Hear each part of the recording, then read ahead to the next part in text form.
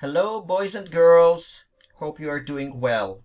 Please disconnect from all your troubles, because you are going to have fun. Are you ready to disconnect from the problems? You're at the right place at the right time, because here is the only YouTube channel, as far as I know, fully dedicated to learning Russian classics in the original for advanced Russian students. And we're having fun with Fyodor Dostoevsky, Маленький герой, a little hero. Now, do you remember that we had this little 11-year-old boy and this mean blonde lady started breaking his fingers the last time? If you don't remember, I will remind you. But first, please find the place where we stopped the last time. Follow me. Please open your printed materials. I hope you have them printed, because it's a complicated material. You need to underline things and you need to write the meanings. But if, because of some reason, you don't have them, please open the link below this video and scroll down and enjoy scrolling down till you get to the following paragraph, starting with Я покраснел, because that's where we started the last time. Я покраснел, I became red, because he was really embarrassed talking to that blonde lady. And today we're going to, and then we had the last time this very, very, very long sentence, gigantic sentence, ending with the word grimace, grimaces. Now today we will start. Sorry, my children made some noise. Today we are starting with кроме того. Кроме того. Do you know what кроме того means? In addition to that, or except that. But before that, I'm going to remind you where we are right now. We're not in our house. We are at a big party near Moscow. And there are lots of guests there, coming and going. And one of the guests is an 11-year-old boy, who is the narrator of the story. And another guest is 20-something blonde girl, blonde woman, very beautiful, married. And this boy and that blonde lady have a very, very strange interaction. So first, she invites this little boy, during the home theater show, to sit on her lap. And then she starts grabbing his fingers and breaking them. Not really breaking, but just causing him pain in his fingers. And this little boy doesn't know what she's doing. It looks really, really strange. So I'm just reminding you what we talked about the last time. So she grabbed his arm, and I will just read half of the previous sentence for you, and I will translate. If you want more detailed analysis, please watch the previous video. So she grabbed his arm and прибольно сжала ее в своих шаловливых горячих пальчиках. И начала ломать мои пальцы, но так больно, что я напрягал все усилия, чтобы не закричать, и при этом делал присмешные гримасы. So she grabbed his arm and very, very painfully squeezed it in her naughty, hot fingers and started, this boy is saying, the narrator, and she started breaking my fingers so painfully that I made lots of effort in order not to scream. And along that, I made very funny grimaces. So that's where we stopped the last time. Now I'm reading the part we'll be working on today. Listen to me carefully and compare it to my second reading after we will have clarified all the not understood words and expressions. Кроме того, я был в ужаснейшем удивлении, недоумении, ужасе даже, узнав, что есть такие смешные и злые дамы, которые говорят с мальчиками про такие пустяки. Да еще больно так щиплются. Бог знает за что. И при всех. Вероятно, мое несчастное лицо отражало все мои недоумения, потому что шалунья хохотала мне в глаза, как безумная. И между тем все сильнее и сильнее щипала и ломала мои бедные пальцы. It should be мои бедные пальцы. Мои бедные пальцы. Она была вне себя от восторга, что удалось таки нашкольничать, сконфузить бедного мальчика и замистифировать его в прах. Положение мое было отчаянное. So, guys, if you have this printed, instead of мой, just write мои, with и at the end. Because it should be plural, right? Мои бедные пальцы. Okay, so let's start working. Кроме того, я был в ужаснейшем удивлении. Кроме того, in addition to that, that's modern expression as well. Я был в ужаснейшем. Now, ужасный means terrible. Ужаснейший means most terrible. So, в ужаснейшем would be in the most terrible. And удивление comes from удивление, which means surprise or amazement. That's удивление. And you will get everything once we start combining all the puzzle together. Недоумение. Недоумение comes from недоумение. And недоумение means bewilderment or perplexity. So please underline недоумение. Bewilderment / perplexity. Ужасе даже. Даже means even. Ужасе comes from ужас, which is horror. All those words are modern words, so you can also use it in your modern conversation. Узнав comes from узнавать, which is to get to know. And узнав means getting to know, or knowing that. Узнав что, you can underline it and write down and write above that, knowing that. Есть такие смешные и злые дамы. Okay, you probably get it. So there are such funny and mean ladies, которые говорят с мальчиками про такие пустяки. So пустяки means like silly things. That's пустяки, silly things. Да еще больно так щиплются. Да еще means and in addition to that. Больно так means so painfully. Щиплются. It comes from щипаться. Щиплются. So щиплются means, щипаться means to pinch. So больно так щиплются, it means that they pinch so painfully. Бог знает за что. So за что means for what. So God knows for what. Like God knows because of what reason. That's the meaning. И при всех. So при всех means with everyone present. Please underline and write it above the expression with everyone present. So и при всех means and with everyone present. All those words are modern Russian words as well. So you can use all of them. So this 11-year-old boy is saying, and just imagine, like she's really breaking his fingers.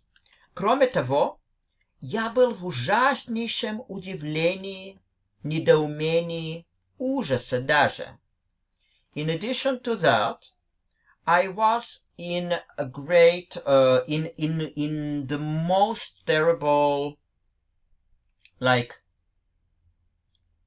amazement. Недоумение, bewilderment, ужасе даже, even horror, узнав, что есть такие смешные и злые дамы, getting to know that there are so funny and mean ladies, которые говорят с мальчиками про такие пустяки, that talk to boys about such silly things. Да еще больно так щиплются. And in addition, pinch so painfully. Бог знает за что и при всех. God knows for what and with everyone present. Next sentence. Вероятно, мое несчастное лицо отражало все мои недоумения, потому что шалунья хохотала мне в глаза, как безумная, а между тем все сильнее и сильнее щипала и ломала мои бедные пальцы. Let's start working on this sentence. Вероятно means perhaps. Мое несчастное лицо. So, несчастное comes from несчастный. It means frustrated. Therefore, мое несчастное лицо would be my frustrated face. Отражала comes from отражать, and it means to reflect. Again, all those words are also modern Russian words. Все мои недоумения. Now, do you remember недоумений, недоумения? So what was недоумений? It was bewilderment. So недоумения, that's the same but plural. Bewilderments. I don't know if in English you can use it in plural, but in Russian you can. So bewilderments. Потому что шалунья хохотала мне в глаза. So шалунья, it's a noun, comes from the verb шалить. It means to be naughty, to be mischievous. So шалунья, you could translate a naughty girl. Шалунья, naughty girl. Хохотала, we already had this word, and it means laughed out loud. So, хохотала мне в глаза, как безумная. So, she laughed into my eyes. So, мне в глаза means into my eyes. Как безумная. Безумная means crazy. So, as crazy. As a mad woman. А между тем means meanwhile. So, сильнее и сильнее щипала и ломала мои бедные пальцы. So, that should be мои again. Мои бедные пальцы would be my poor fingers. Бедные means poor. All the rest I think you got it. So let's translate everything. Вероятно, мое несчастное лицо отражало все мои недоумения. Perhaps my frustrated face reflected all my bewilderments. Потому что шалунья хохотала мне в глаза, как безумная. Because the naughty girl laughed out loud into my eyes as crazy. А между тем, все сильнее и сильнее щипала и ломала мои бедные пальцы. And meanwhile, all stronger and stronger, pinched and broke my poor fingers. Next. And by the way, if you didn't get the sentence fully, you can always stop, you can rewind, you can rewatch it again. Rewatch the explanation, rewatch the reading and stuff like that. And if you still have any questions, something that is not clear, please write down in the comments. Она была вне себя от восторга, что удалось таки нашкольничать, сконфузить бедного мальчика и замистифировать его в прах. By the way, I might have read it previously, замистифицировать. And that's the same word, the same meaning, but Dostoevsky is using замистифировать, to mystify. So guys, let's start working thoroughly on this sentence. Она была вне себя от восторга. Она была вне себя, please underline and write above that. She was overflowing with. She was overflowing with. And восторг means joy. So she was overflowing with joy. Что удалось таки, that she was successful in, that she succeeded in. Because удалось, for example, if I'm saying мне удалось, it means I was successful in something. And taki, it just strengthens the emotion. So that she was successful in nashkolnichать. Now, nashkolnichать, that's an obsolete word. It obviously comes from shkola, which means school. And nashkolnichать means to express childish behavior. So to express, to behave as if you were a school student. So nashkolnichать basically means to behave childishly. Сконфузить бедного мальчика. Сконфузить means to embarrass. So сконфузить бедного мальчика would be to embarrass a poor boy. И замистифировать его в прах. Замистифировать means to mystify, and в прах means completely. So please write down this prach. That's not an obsolete, but that's a literary. That's a literary expression. Prach. And it means completely. Therefore, it says like that. Она была вне себя от восторга. She was overflowing with joy.